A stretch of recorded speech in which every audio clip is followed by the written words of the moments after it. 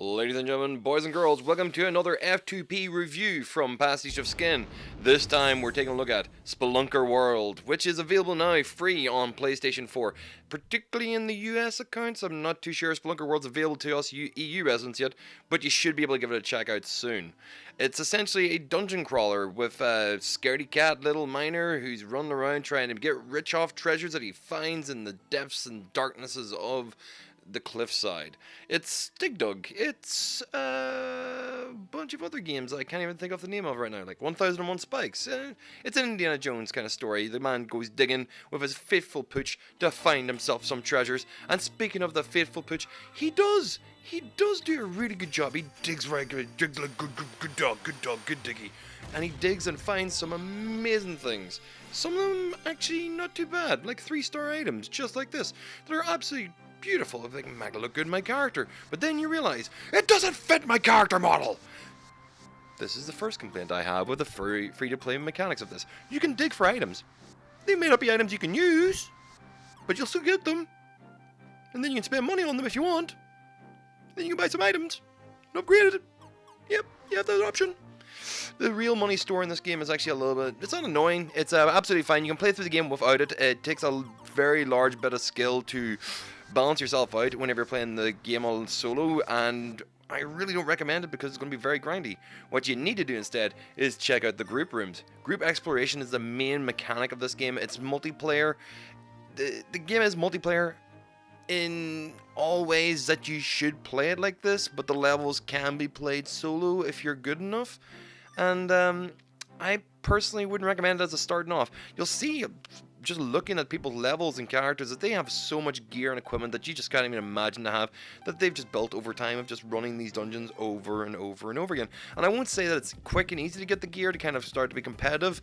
It's not. You're going to be doing a lot of trips down into these same levels over and over again until they are just grind memorized levels. You know all of the tricks to them. You don't know, there's no randomization really in those early levels. And the mechanic of a multi-screen playthrough where you can watch everybody else's movements and know where they are in the map helps you kind of get used to knowing who's good at playing, who's bad at playing, who knows where they're going, who doesn't know where they're going, because those people will go straight for the key items and be ready to go and grab other stuff. The time you spend in the dungeon isn't infinite. You have to hit these checkpoints in between or you die. You hit anything, you die. Unless you have armor, you get touched by anything, you die. You're gonna die a lot, and whenever you do die, especially in the multiplayer mode, you do have the opportunity to be brought back from the dead if your teammate runs down and picks you up, which is probably the most important thing. This game encourages teamwork, it encourages working together, it encourages no trolling, I suppose is the best way to describe it. Like, people can and will set fireworks off in front of you to distract you, but really it's your own fault if you fall over. But in most of this, every single chapter of the game is played through with the assistance of all the people around you. Nobody's really competitively fighting against each other, even though you might want to try and be the MVP so you might get a higher chance of getting a rare item or something, but nearly everybody is working together to do this as fast as they can. As you'll notice the communication isn't overt. You can turn on voice chat. I don't think I've actually heard a single game with voice chat since I started playing Spelunker World, but I have seen a lot of the use of the built-in emoticons, which show mood, direction, pointing people, directing people to come back and forth. It works reasonably well, and you can have almost conversation. I've had a long enough conversation with somebody through a variety of symbols that we agreed to add each other on PlayStation Network afterwards because we got on that well. The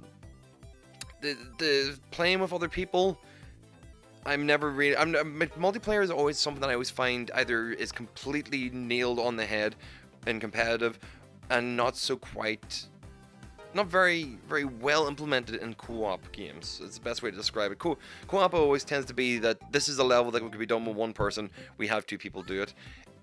These levels are designed that one person could do them on their own, but you can tell whenever games are very, or whenever levels are very overly complicated, that doing so on your own would take forever. While doing it this way, you can slam through levels fast and get that grind mechanic of building up your gear done really quickly, and along the way pick up a few mine-hatted friends that know what they're doing, which makes it so much easier. I can't recommend enough. It's better off playing with other players because they'll make the game for you.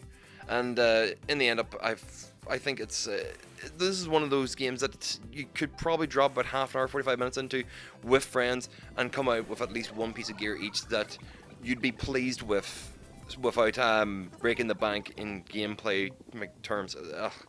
Sometimes there's little mechanics in the game that drive me around the bend. I just looked up at the screen while I was recording this and noticed that it's jumping off the vines at any height will kill you.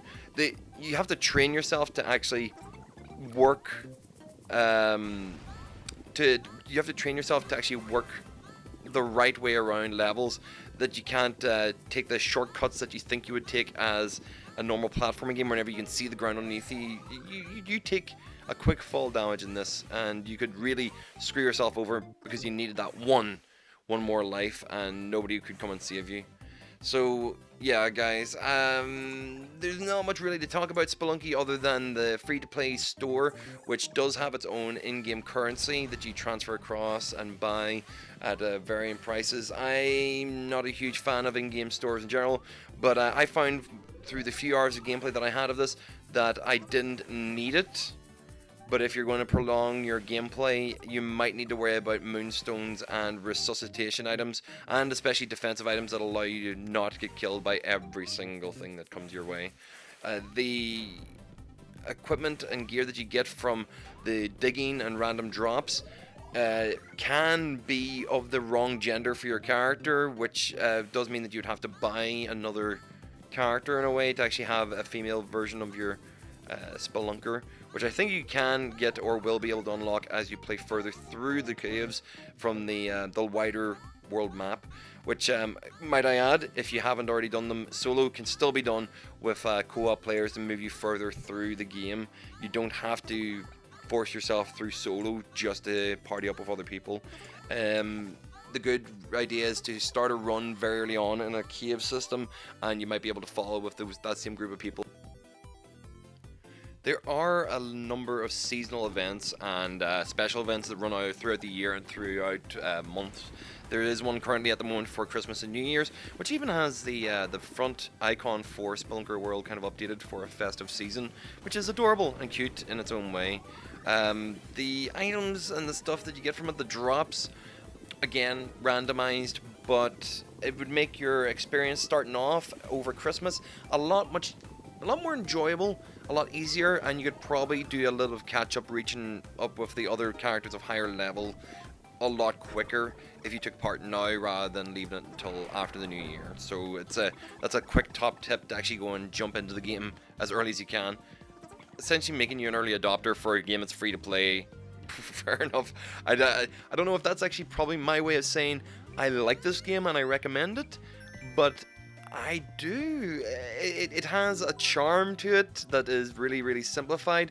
It has a simple multiplayer mechanic that doesn't overstay its welcome or feel challenged or forced in any way, shape, or form. It encourages cooperation. It's a cheerful game for the fact that you're leaving a guy to die in a cave if you quit out of any mission. But there's a storyline to be followed as well in the solo adventure. So I don't have any qualms with saying that as a free-to-play game, this is a great arcadey experience that has rogue-esque RPG elements where you unlock and find randomized items through mission after mission, and in the end up you develop a character that's unique to you. I don't think I've seen the exact same layout of gear on two people at once. The only time I think I saw it was whenever it was paid gear, something that was really obviously bought from the real money store, the RMT store.